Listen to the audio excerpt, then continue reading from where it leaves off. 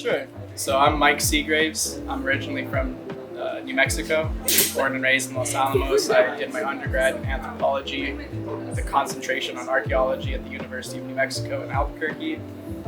I got immersed in the subject of maritime archaeology and underwater archaeology about 3.5 years ago, doing a field school in the port of Fenech in Minorca and Baia Underwater Archaeological Park in southwest Naples, Italy.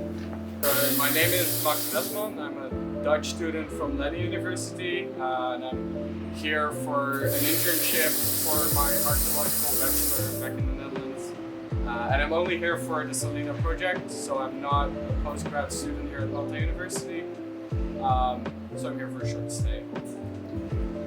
Hi, I'm Allie. I'm from North Carolina, and I am 24. I did my undergraduate at Loyola University of New Orleans in classical studies.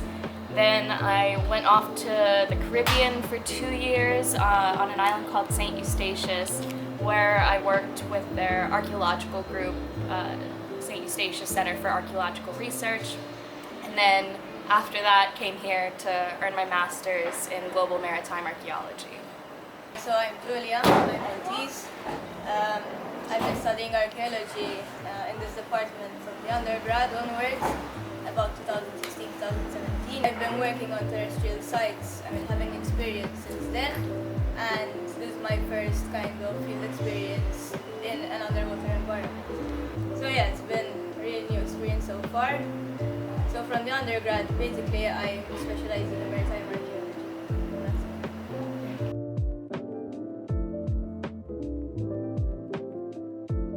So the background of this site is it's a harbor deposit, typical of medieval to mid to late Byzantine. First discovered by a sports diver in the 90s. So the site was originally discovered in the 90s by a recreational diver who did a pretty good job of cataloging everything that he found. He quoted seeing timber frames in the vertebrate with a skeleton shape protruding from the seabed. He alerted local authorities. Of course, sometime afterwards, almost a decade or two later, he actually took some of the finds, surfaced them, brought them back to the UK with him. It wasn't until about 20 years later that he alerted the University of Malta and decided to return a lot of those finds. And then in 2019, the University of Malta decided to go in and excavate based off of his field notes, and we based our dig on the 2019 excavation.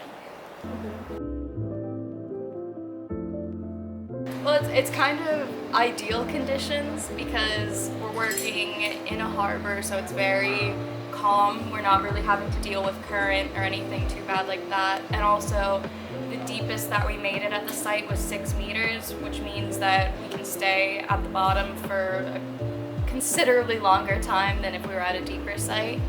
And also because of the lack of current and difficult conditions, we're able to excavate in a easier fashion because we're basically hanging upside down with our feet dangling in the air, dealing with the site, and if we had current, that would just knock us right on down. Great. Basically, the site is very close to the surface, the coast where we're working, and that makes it easy to work there. It's a multi-period site, so it's not, for example, you have just Roman. Basically, you have a mix of artifacts which either they were discarded from boats or, they were lost close to the coast and made it down to, basically the bathymetry topography is you have the coast and then it slopes down at around 3 meters, it was 4, before we started excavating this season. Then it goes back up, so everything kind of gravitates towards that sort of trench. The methodology went into establishing a fenced, closed-off working site, and then a grid within that working site that would be dedicated into 8 total quadrants, and that is our excavation trench.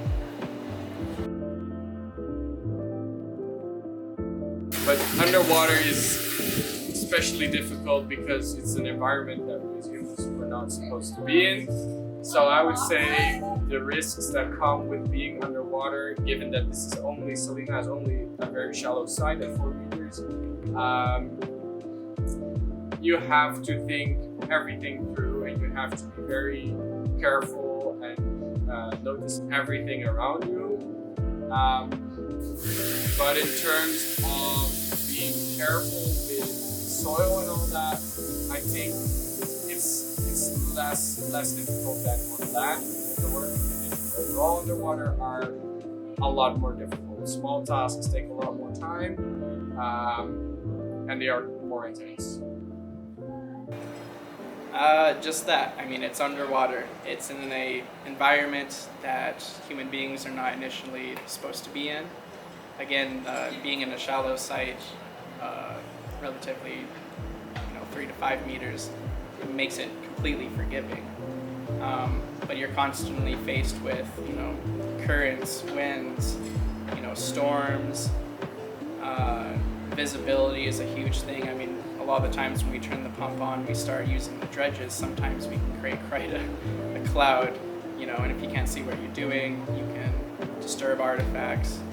Obviously, we're limited by air. One of the benefits, again, of being in a shallow water excavation is that our air supply is almost doubled. I mean, we can stay at those depths working for quite a good time.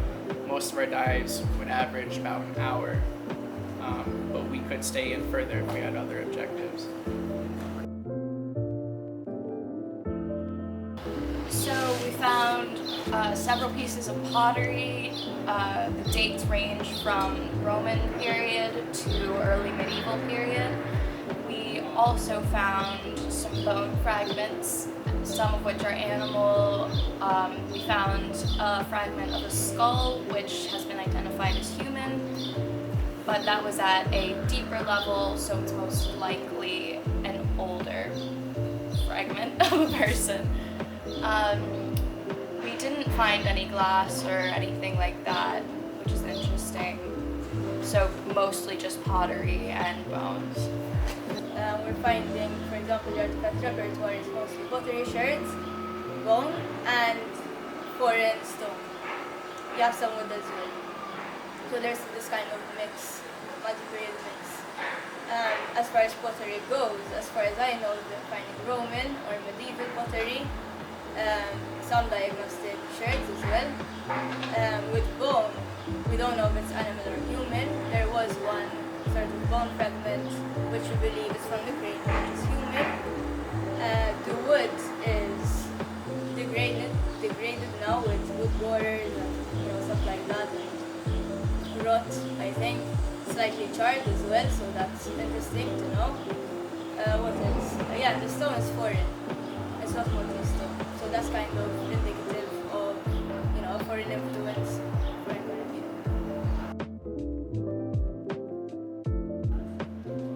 Most interesting find. Well, there was a very large pottery sherd.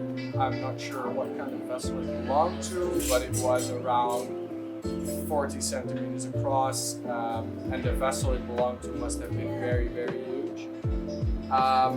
Also, myself, I found a tooth. I'm not sure of what kind of an animal it was, but it was an animal tooth. That was very interesting to see that being intact still. Also, a part of a human skull was found, and that's also something that I really found interesting, because you're looking at something that belonged to a deceased person. So this person either was buried there, could have been thrown overboard from a ship, a carbon deposit. It's very interesting what story lies behind that, but also it makes you wonder, because you have to be very respectful towards human remains. So yeah, some of the finds were that. I definitely think the skull fragment is the coolest. We found a pretty large pottery sherd, so like about that big, which is very neat to look at, I think, out of all of the finds. So I'm mostly interested in nautical archaeology, and at one point they found nautical is basically boats and ships, and at one point they found an articulated kind of shape of a boat with an element, and it was box-like in shape, but then ultimately it was deduced that it's very recent, it's a common box boat tender, so it's not that important. So that for me, I was really hoping it was a traditional wooden boat, but it wasn't. But the wooden elements that we're finding, to me, especially since they're charred, they're interesting. I would really like to sort of wonder where they came from and why they're there and why they are charred in the first